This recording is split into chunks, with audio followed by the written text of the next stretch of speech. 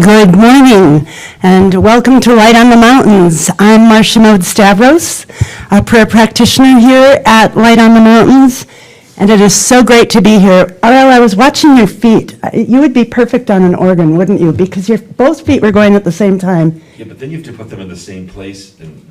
It's pretty impressive. It matters. I invite you to join me in going into that place where you know for certain that you are connected with the divine. I know there is an incredible life force, Father, Mother, Spirit, God, the isness, the allness, the order behind the cosmos.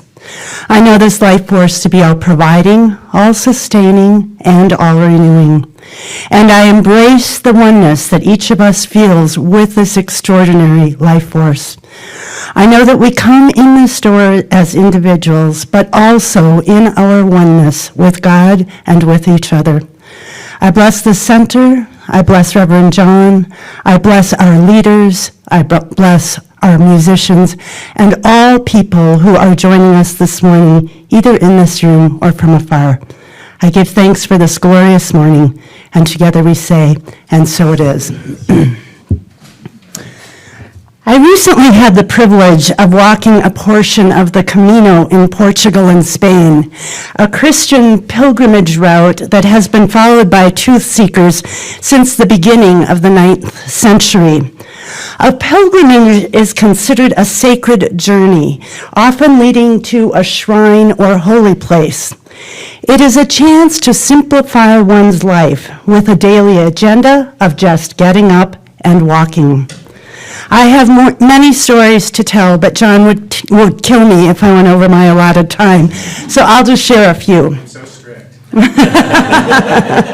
You should be prayerful.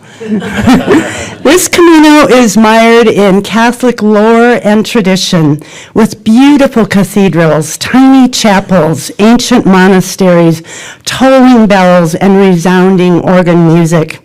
We attended Mass, once in Spanish, once in Latin, always surrounded by locals who recited parts of the Mass by heart.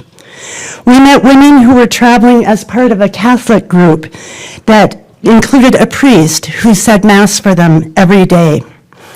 And no matter what my thinking might be about part of that church's policy, its history, its culture, and the strong faith of its believers really struck me. Seeing their devotion prompted me to spend many miles of my walk pondering my own faith. I came home determined to continue my Camino, or perhaps my spiritual journey, with the intention to use the example of the Catholics and their strong faith. I admit my faith has often ended up on the back burner of my life, always there, simmering, but not the most active, thriving, alive, vibrant part of me. My busyness, my to-do list, my responsibilities and work often take center stage, while my spiritual work languishes. It is time to more actively create my own personal faith through this continued spiritual journey. Although walking day after day affords the opportunity to do that, we are all on a spiritual journey, aren't we? I don't think one needs to limit their journey to one requiring a very long walk. Perhaps bolstering one's faith by spending time on the couch, or walking around the block, or coming to Light on the Mountains, or listening to RL's music, or taking Reverend John's class, or having a daily spiritual practice gives us the opportunity to craft our own unique faith journey. Perhaps simply quieting, praying, listening, pausing to connect with the divine. The beauty of the philosophy offered here at Light on the Mountains is that we can create a faith based on basic tenets, but personalized to feel like the right fit for each of us. A faith that is collective yet individualized. We aren't told how to pray or what to pray. Although I must admit, I bought a rosary in Santiago just in case. Each of our pilgrimages will have highs and lows. Before I started the walk in Portugal, a woman told us to expect to suffer a little. Dark times, suffering, challenges are part of it all. But so are the transformation and the resultant glories of sunnier days and easier terrain. Although I feel like a part of my Camino is just beginning, this determination to nurture and strengthen my faith actually was prompted by the day I ended my walk in Spain. After arriving in Santiago, I read words that had been penned in the 12th century by a pope who wrote, "Your night that lacked light has now become a torch of living faith." Your night that lacked light has now become a torch of living faith. I love those words. I find them incredibly empowering, optimistic, and hopeful. And when I think of the faith I saw among so many pilgrims, that's what I want. I have my direction. I want my faith to be a torch of living faith. I have work to do. I embrace the opportunity. We each have a journey that is ours to create, nurture, and bless. Today, I invite you to join me on your own personal Camino, whether from the couch or the trail. Walk with me. Walk together. Walk with the divine. For this is the gift of love and life, and it is lit by a torch of living faith. And so it is. Da-da-da-da. And now, that's how it felt. Please join me in reciting the affirmation, which is in the insert to the program. It's written in red near the top. I experience a state of conscious expectation, knowing that I manifest my highest and greatest good at all times. Ariel. Thank you. I guess it's my turn. It is, John. Good morning. Good morning, everybody at home. Say hello. I'm officially on. So let me tell you about my dilemma about our gas range. And it is a dilemma. We bought a new gas range when we moved into our condo. It was great. And I have established a favorite location I have over the years. This new range has, like I said, 5 spots, and they're in different intensities, and I wasn't ready for this. The place with my least favorite intensity is the one that used to be my favorite spot. And I just want to burn those things up, you know. So that is the dilemma, to be flexible. The universe has sent us a new range to be flexible. Isn't that interesting? Anyways, so I just thought I'd throw that in there. Thank you, Marcia, for your story. If you're on Facebook, look Marcia up. She has mostly a daily little quip that you can follow with her and live vicariously through her trip up or down the Camino. I don't know which one is the right way. But I think what it shows is that there is great value in seeking an official contemplative retreat or pilgrimage. I mean, one that you actually do something. It's not online. It's not just reading a couple lines in the book every day. And then, of course, the challenge, which I'm sure Marcia's figuring out now, is how do you take that experience and put it into your life? That I know from myself, when I've done contemplative retreats, there's a pattern. First, I resist. I think there's got to be a McDonald's in town or something that I could just go to. But after a couple days, I kind of descend into this different state of consciousness. And most of the times that I've had those experiences are summer retreat in Asilomar, which we don't have for CSL anymore. And I made probably some of my most significant adult decisions in my life there after the 2 days of wanting to escape. And, of course, the drive back is then how do I bring this elevated consciousness, this new ideas into my life, and how long can I keep on track to do that? So I'm interested to see what you come up with, because you have to integrate those moments of high spirituality and consciousness and a new frequency of being to just standing in the line at the bank, going to the grocery store, all those things that we do. And so there's the measure of what we learn and how we bring it in. So I'm talking about that in a kind of an indirect way of as if you've read my blog, of talking about speed bumps, meaning life challenges, and how do we deal with them? And not only how we deal with them, how do we use them as a way of working what we call the creative process in our life to create a different state of being in our life that is more elevating, that is puts us on a different path in life. So let me talk to you about my first car I bought, if anyone read my blog. So I bought my first car when I was 17. I think, going from a junior to a senior in high school. I worked 4 months for 70 hours a week to save up $400 to buy a car, and it ended up costing $350. It was a 1966 Comet, what was it? Mercury Comet. The trunk was so big you literally could have installed a jacuzzi in the back. And it was a beast of a car. I mean, just the cars then were like from here already to there. And it was this thing.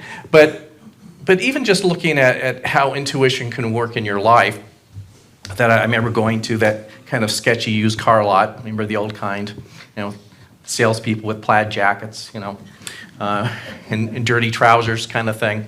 And I went with a good female friend of mine, and I said, I think I have to have that car. Again, it was the ugliest thing ever. I mean, it really was. It was really pretty ugly, and they did put a discount powder blue paint job on it for me. But it was funny, where they didn't do a good job, there was like this bright purple that was kind of seeping out, with it. So who knows where that car had been for 10 years. But something told me that was the car, and just to jump way forward, I drove that car for 2 years and 40,000 miles until it literally blew up on a freeway, the Hollywood freeway in Los Angeles. So good deal, $350, 2 years, 40,000 miles. But there was a lot of lessons for me to learn from that experience, and this week thinking about speed bumps, because speed bumps were a really important issue for me in that car. So what I didn't know when I bought this, it had many features I wasn't even aware of for $350. One of which is that if you went over a speed bump or any bump or a pothole, the tailpipe would disengage from the muffler. And instantly, not knowing anything about cars, but if your muffler's not engaged, there's a big noise that comes out of your car. And I remember the first time it happened, I'm getting this big old beat up car, and I go over the thing, and there's like, I was like, what do I do? It took me a while to figure it out. But I had a plan after I figured what this was. And friends who were driving with me didn't know about this, and I would go over a bump. They're like, oh, what's going on? And I would take care of this within about 4 minutes. So I had a beach towel in my car in the back, in this palatial trunk. Just put it underneath the car. I had oven mitts because the tailpipe was pretty hot. And I would just kind of scoot under there, even without like a little trolley or anything, put on the oven mitts, go right back there, and I'd be good to go in less than 5 minutes. And there was a friend with me. They look at me like, what happened to your life? Kind of thing. But here is the first lesson about bumps or speed bumps. We think of them as something that, as a nuisance, that we have to slow down if you're in a neighborhood that has a speed bump. But the whole point is you are supposed to slow down, and you need to be present, and you have to learn whatever it is you need to learn from the experience. Much like a retreat of sorts, time to slow down, time to be present. It's time to learn what you need to learn. And if you are driving in a neighborhood with speed bumps, slow down. That means there's probably children playing, or probably playing at some point. There's pets roaming the neighborhood. You want to be present. You don't want to injure anyone. So you slow down. Look at the lessons. And so I learned that lesson of, especially at that time of my life, it seemed to be one big speed bump. And one of the first lessons really was that you are not your car, you are not your possessions, you're not your supposedly status in life. And at first, having that car seemed like kind of a cruel irony of the universe. I grew up in a house where big, expensive cars were the norm. That, especially with my dad, his whole identity were within these cars. And I think he would even buy ones that were probably out of what he should have been paying for price-wise, but it made a statement. Like I said, my parents owned a mortuary, so big black cars. You could put jacuzzis in all the back of them. And so and so at first it was a little humbling. And I thought, well, isn't this, even at my 17-year-old self, isn't this an interesting irony? After being in all these big, luxurious cars and with all this bells and whistles, to be in this kind of sad sack sort of car, or, just this blue kind of thing that was going down the road. And it did make a statement. It really did. The police thought it made a statement, have a 17-year-old young man driving that car. I probably participated in a field sobriety test about every 6 weeks. Not because I drank. In fact, of course, I all did, like anyone else, stupid things when I was 17. But even I knew not to drink and drive because I got stopped on a regular basis. So that's how people's impression was of me. But more and more, as I drove that car, a couple things started to happen inwardly with me. First of all, a sense, believe it or not, of great gratitude. That beat-up old car held my life together. I was going to school. I was working, late at night until sometimes 2 in the morning, and that seemed to be the glue that held it together. So say what you will about that silly car, it just kept on going for a long time.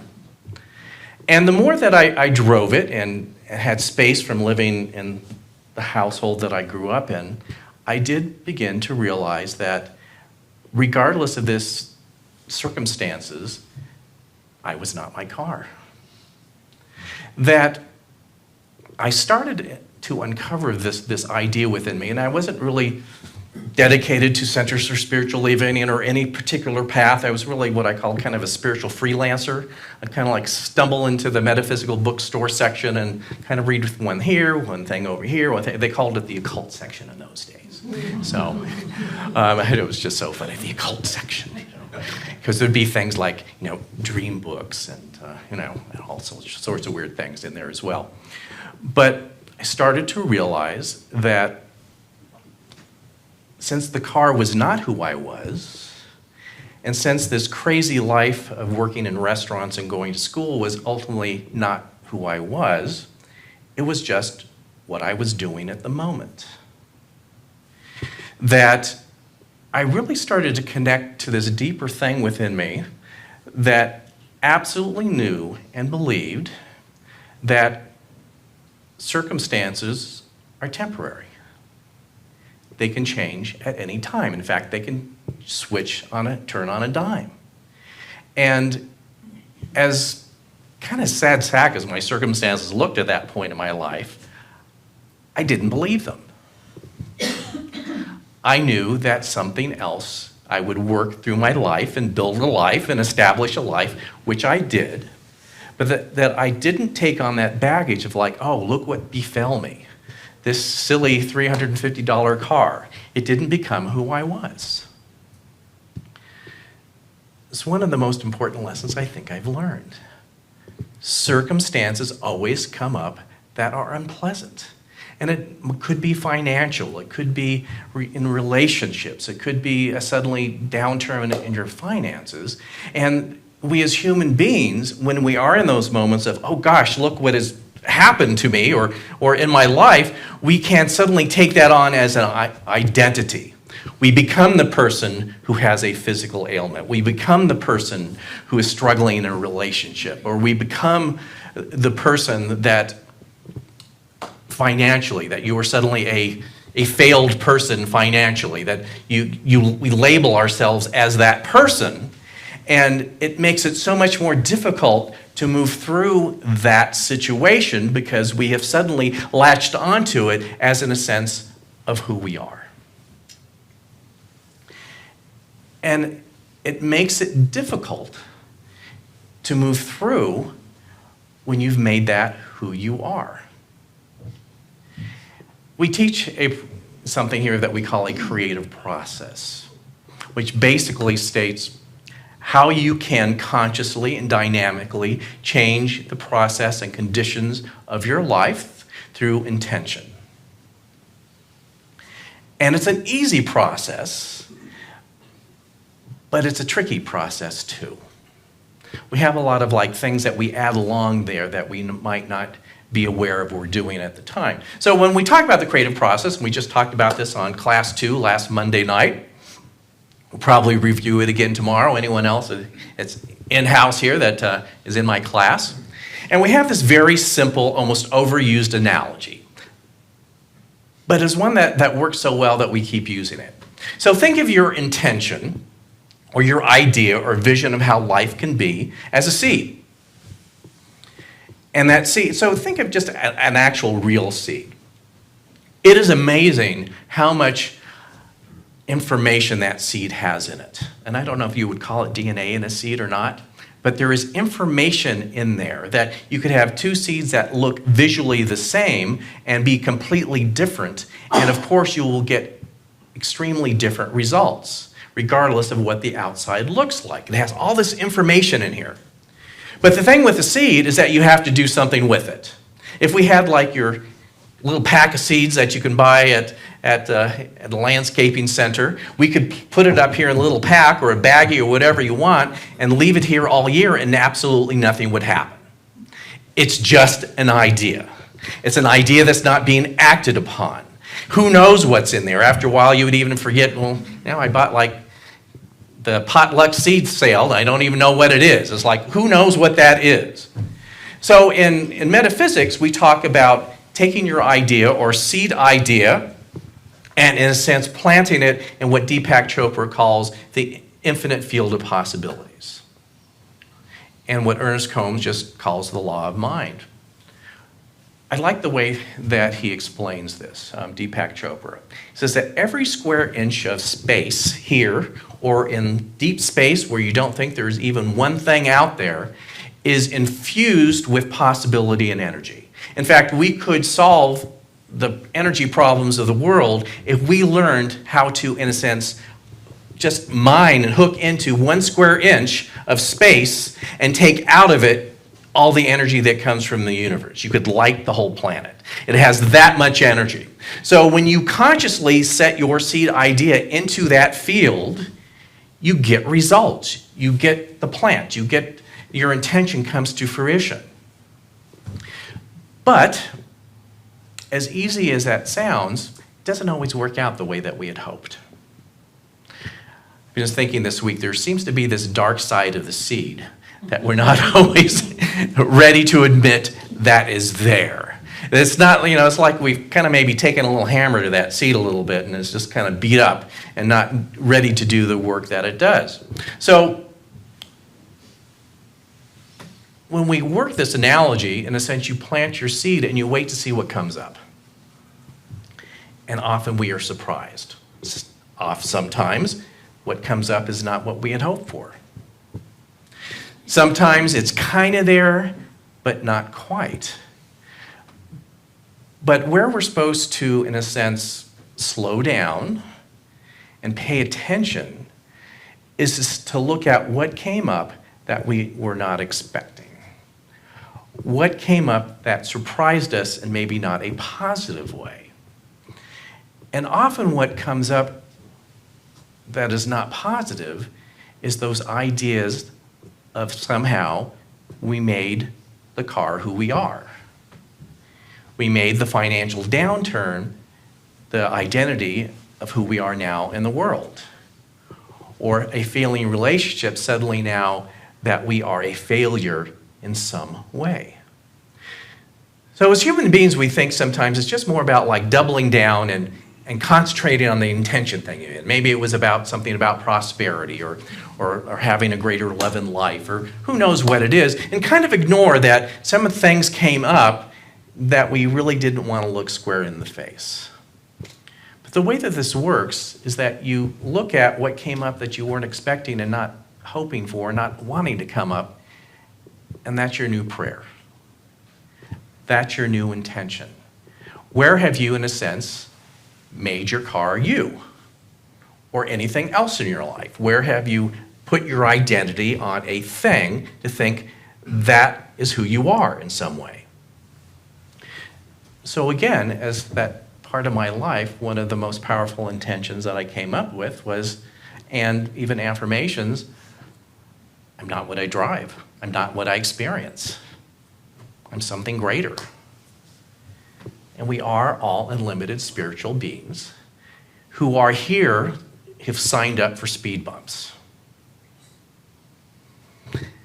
Why, I don't know. But we did. We signed up for speed bumps. And as a human being, there's no rhyme or reason to it. Some people in our minds, we think, boy, they seem to be scot-free all the time.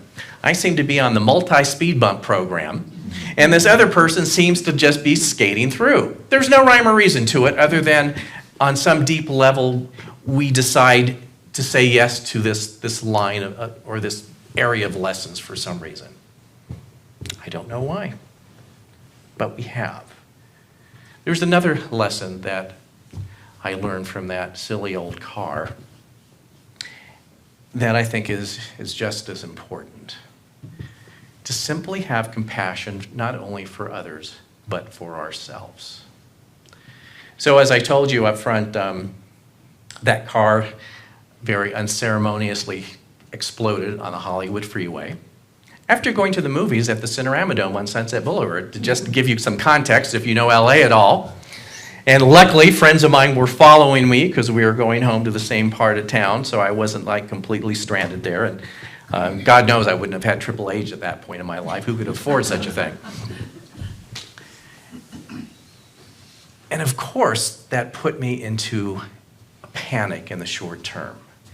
That was the thing that I was convinced that was holding my life together.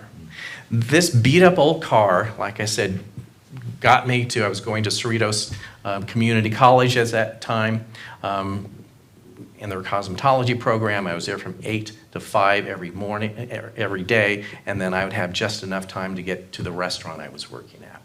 So everything was just, like I said, not too much wiggle room. And in a sense, it felt like my whole life fell apart. How am I going to do this sort of thing? And you know, I don't need to tell you how, but I did, obviously. I found a job that I could ride my bike to, you know. And it worked out, and within a few months, I was able to actually buy a new car. Family members said they would co-sign for me, a Honda Civic yellow, brand new, and never got stopped by police anymore. It was kind of amazing. If you get stopped by police, get a new car. They might not stop you anymore. I don't know if that would work for anyone, but as a 17 or 18-year-old young man, I guess it does work pretty well. But the compassion that I have to this day is that many of us at different parts in our life talk ourselves into an experience where we're so on the edge. Where something like that $350 car, we give power as the thing that is holding our life together. And I see that same representation for some people in cars today. Of course, living in Haley, close to the highway, for those that don't, there is a long line of cars coming from all over the southern part of the state to have employment here. And some of them have versions of the car I used to drive. And honestly, when I look at them, my heart just opens. I know that they may be in the same state of just thinking, that poor car is the glue that's holding their life together in some way. And to know that looking at the car, sooner or later, they're going to have an experience like I did. And a feeling like their life has just fell apart because it was held together so tenuously. So one of the ways that we can understand our own spiritual magnificence is to recognize it in everyone else. In fact, I think it's one of the best ways that we can to get ourselves out of ourselves. So when I see people in their version of my car, I say a little prayer for them. And I don't say a prayer for them to get a better car, even though it would be nice if they did, I'm sure. My prayer is for them to know who they really are. My prayer is for them is that if they have the same experience that I did, and it seems like their life falls apart because the car falls apart, that they will spontaneously connect to something that's within them already, that will help guide them to something different. That eventually letting go of some of those old dysfunctional things in the long run actually are good. And I kind of think that, yeah, I really in consciousness held on to that beat up old car because it was important. But boy, in 6 months I had a brand new car, which was even better. And I didn't have to get underneath and put the tailpipe. I could retire the hand muffin mitts, in a sense. And I didn't have to carry, the beach towel in the back anymore. And it's funny, so many people would look at that little Honda Civic and still think, well, it's not a whatever. But boy, it was kind of amazing that that I could drive a car and not worry about it breaking down. I mean, just an amazing kind of thing that so many of us take for granted. That it was just a demonstration that if you let go of what you think is blessing your life and it isn't, that it makes room for something else. But along the line, the key is compassion, not only to others, but yourself. You're not the beat-up car. You're not the tenuous situation. You're not your difficult breakup or divorce. It is something you're experiencing, but it's not who you are. And as you process that, you make room for something else. So speed bumps, when you hit them, seem like the worst catastrophe ever. Why me? I should have seen this speed bump. I should have anticipated it. I should have slowed down. But you're there. And so imagine, if you will, in moments like that, that you can bring yourself into contemplative retreat mode or walking the Camino road and just being with it and just ask it, yes, you are a pain in the you-know-what, but what are you here to teach me? How are you here to ultimately, I know this is difficult, bless me? When you're in the middle of the speed bump, to say how is something blessing you, that's like the last thing you want to hear. In fact, if you're going through something difficult, and if I came up to you as your minister and says, you should really see how that blesses you, it would be like, I'll show you a blessing, all right. But sometimes as we go down the road just a little bit further, we have a little bit of distance from it. When we start to see just even a little bit of light at the end of the tunnel, we can start to ask that question. And beginning to ask that question brings us a little bit further down. So I just would like to end with this great quote by Ernest Holmes from The Spiritual Universe and You, which I've not read. Developing confidence in ourselves is our ability to meet and handle all undesirable situations.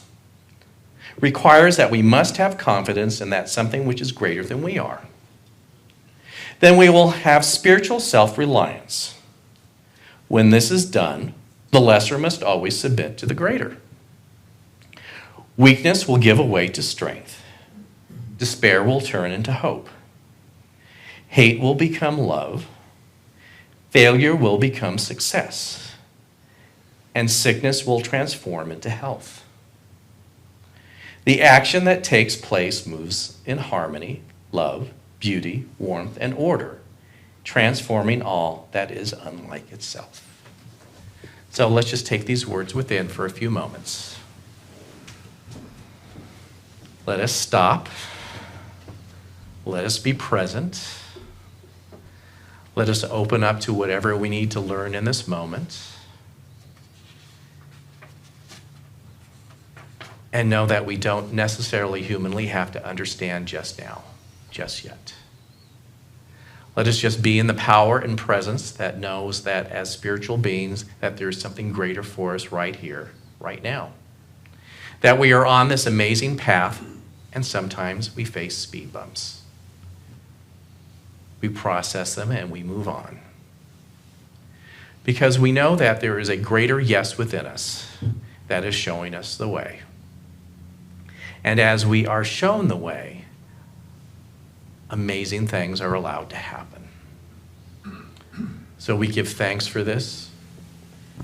In this thanksgiving and gratitude we share with all around us. And we simply release it, we let it go. And as we let it go, we allow miracles to happen. And so it is.